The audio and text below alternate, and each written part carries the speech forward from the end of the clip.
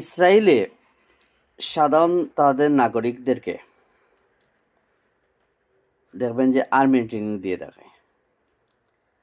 আবার ইউএসএ তো কিন্তু এরকম অধিকাংশ নাগরিক, বিশেষ করে যারা স্টুডেন্ট আছে, তাদেরকে আর্মি ট্রেনিং দিয়ে থাকে। আবার আপনারা যদি দেখেন ভারত, পাকিস্তান তো আছেই, কিন্তু ভারতেও কিন্তু সাধারণত তাদের যারা বিশেষ করে হিন্দুত্ববাদ, উগ্র যারা হিন্দুত্ববাদ, তাদেরকে কিন্তু সামরিক একটা ট্রেনিং দিয়ে রাখে। না হলে অন্তত কিন্তু পুলিশের সমান ট্রেনিং, যাতে অস্ত্রটা চালাতে পারে মুসলমান এবং খ্রিস্টান বাদে, অর্থাৎ সংখ্যালঘু লোকদের বাদে। কিন্তু দুর্ভাগ্যজনক হলেও বাংলাদেশ সহ মুসলিম যে দেশগুলাতে, মুসলিম যে দেশ, আমি আরব দেশে আবার হয়তো কিছু একটু থাকতে পারে, কিন্তু আমাদের দক্ষিণ এশিয়াতে মুসলিম যে দেশ বা মুসলমানদেরকে, বিশেষ করে আমাদের বাংলাদেশের নাগরিকদেরকে আর্মি ট্রেনিং দিয়ে না।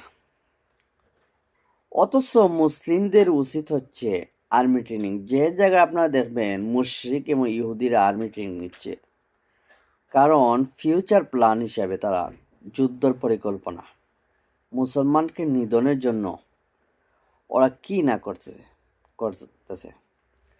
তাদের প্ল্যান হচ্ছে মুসলমানদেরকে উৎখাত করে ফেলা।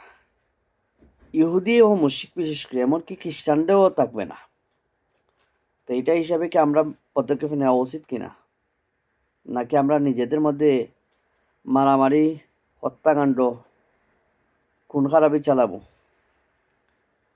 আমি অবাক হয়ে গেলাম এই কালকের যে একটা ঘটনাটা কিন্তু পরশু দিন হয়েছে, রবিবারে। তো এই রবিবারে যে ঘটনাটা কালকে প্রকাশিত হয়েছে, এই যে এতদিন সীমান্তবর্তী এলাকাতে হিন্দুরা কিন্তু আসছে তাদের সশস্ত্রভাবে, কিন্তু মুসলমানদেরকে হত্যা করছে এমন কোন তথ্য পাইছেন? না। বাংলাদেশিকে হত্যা, কিন্তু আমার দেশের একজন নাগরিককে হত্যা করেছে আমার দেশের মুসলমান ভাই, অথচ যে হত্যা করেছে সেও একজন মুসলমান। এর থেকে দুর্ভাগ্য আর কি হতে পারে? আপনার দেশপ্রেম থাকতে পারে, তাই বলে আপনি হত্যা করবেন, এটা তো মেনে নেওয়া যায় না। আর আপনি কোন ধরনের দেশপ্রেম? আপনি তো দস্যু, আরেক দেশে এসে হত্যা যে করবেন, এটা তো মেনে নেওয়া যায় না। আসলে আমার দেশের সরকারের এটা বিষয়ে কথা বলা উচিত এবং এর বিরুদ্ধে ব্যবস্থা নেওয়াটা জরুরি, যাতে ভবিষ্যতে এরকম কিছু না ঘটে।